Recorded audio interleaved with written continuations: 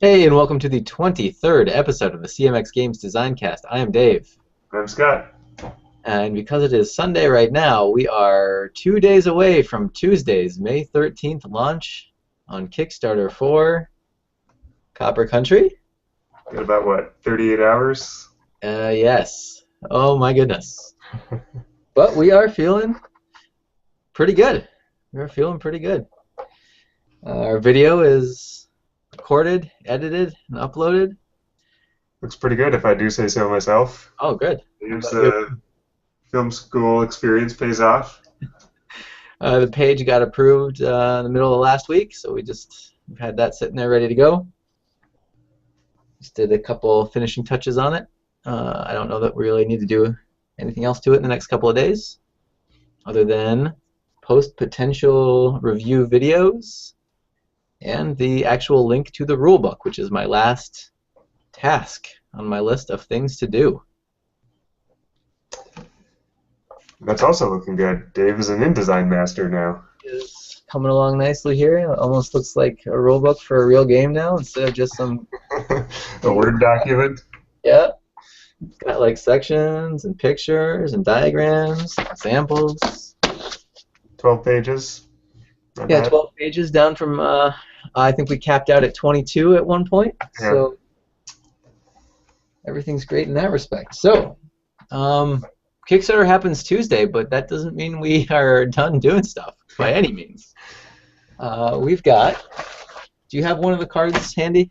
I don't. They're downstairs. I'll fish one out. So something we have done is to create a playable, exclusive Kickstarter promo card. What is that? So we're gonna. We were out of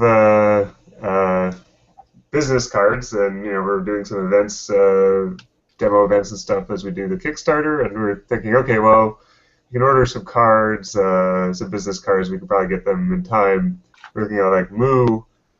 They've got like nice rounded corners, but they're business card dimensions. They kind of look like playing cards, for the game. I was like, oh man, that'd be kind of cool if like you could actually get cards that would work in the game, and so we did. Came up with this promo card, a promo capital card that we will be handing out at the various events that we're going to be doing while the campaign is live. The first of which is happening on this Thursday at, hitting my monitor with boxes, this Thursday at I'm Bored up in Middleton. So hopefully some people will show up and we'll hand out some promo cards there.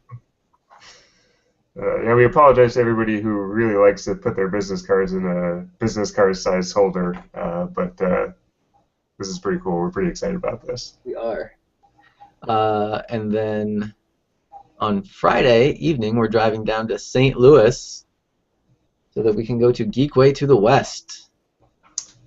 That's right. It looks like a pretty cool convention. A lot of board game focus. It'll be our first time there, but it seems like a really good place to kick off our launch. Yes, looking forward to that. Hopefully we're not making a giant mistake trying to do this while the campaign is live. We'll find out. We'll have plenty of road time to respond to queries and things like that. Yep, we'll have all our devices so that we can take care of people as necessary, we hope. So we're going to be at Geekway for Saturday for sure, maybe on Sunday also a little bit. Design stuff. So where are we? Something we haven't really talked about. I mean, basically what we've talked about for the last 2 months when it comes to design is our what's the worst philosophy and picking out rules that we want to simplify or change or remove. And what we haven't talked about at all is game balance. So something we had been doing in parallel is working on the production deck especially. The capital deck has been done for a long time. It's a little easier, certainly, once you figured out what the distribution of all the icons is. It was, it is what it is, and then you mess with it and it works, and that's good. The production deck, however, it needed some work, and we tried a number of evenings where we would just sit down with a piece of paper and just write down ideas for everything. The idea behind it was, I guess the central question is like, what is a disaster? And what is a rock? And what is a rock? Well, that one sort of came along as a result of the first question, I think. Yeah, that's true. Um, what is a disaster? If you go way back in the game, way back, a disaster was something terrible that happened to you. Roll a die. Everybody around you dies, and your Right. buildings. Something terrible that happened to you and potentially everyone else based on die rolls, right? So, I mean, we've been moving away from that the entire design process. Uh, and then I think it took a long time for us to realize that disasters needed not to be disasters, but different kinds of opportunities. Yeah, So they have different costs on them, but it's not necessarily a worse cost than a copper card. It's a cost where you can pay with your miners, who are now more like resources um, than like victims, which is what they had been for a long time. yeah. So you're more almost always complicit in what happens to them Very, at this yes. point. You're spending the resource of your workers' safety and happiness to uh, get copper, and it's worth it to do it. The way that we have it tuned at the moment, those disasters are worth more than just their resources. The resource cards would indicate. When you add in the cost of your workers, then that means that we bump up the reward that you get as well. Right. And the other interesting thing about this is with company houses, which you can build to protect your miners. So the disasters, the way the game is balanced, we make it a little more costly than a copper card currently. The base cost is a little worse if you really count, the actions you'd need to take in order to retrieve your worker back. But once you've built company houses, you can even out that cost and potentially even make it more profitable for you when you hit a blasted or a collapse. If you've built the company houses and your workers are very safe, you're going to be able to avoid that disaster and pick up actual bonus amount of copper from the card. The other nice thing that brings back somewhat is the it brings into play the push your luck mechanic again, where you can use your company houses once per turn, and so you have to decide how to spend them. Do I want to spend them on this disaster to make it better for me? And if I do, am I going to keep going potentially without the protection of the company houses now? It really makes for some interesting decisions with respect to that, and still makes it feel pretty dangerous, even though you might be pretty insulated against that first disaster that you see. This is something we sort of talked about in previous ones where the overwork rule is unnecessary, right? Because other things that are happening in the game make it superfluous. Yep, exactly. So then it's like, okay, these disasters are now good opportunities. What about all these other cards that aren't opportunities? Should Rocks, those be basically. opportunities? Well, rocks, and then we had, for a long time, a number of disasters that also did not have copper value on them. Yeah, good point. Yep. There were 6 of those, plus all the rocks, which is like another 12, so 18 cards. So we put copper value on everything, so that every card in the deck has copper value or claim it, or copper value or complete a claim, or more options, basically.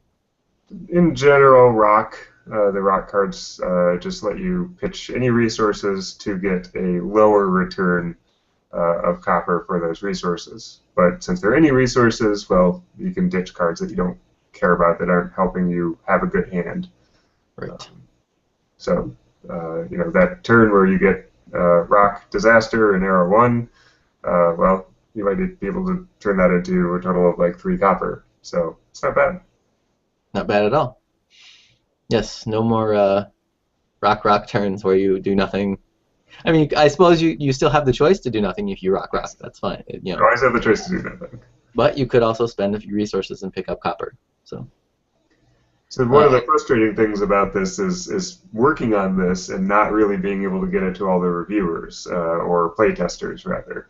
It's because a lot of the other changes that we've talked about in the DesignCast have been just, oh, we change the way that the management actions work. That's fairly straightforward to send an update to people, right? They print out a page and maybe the new action cards.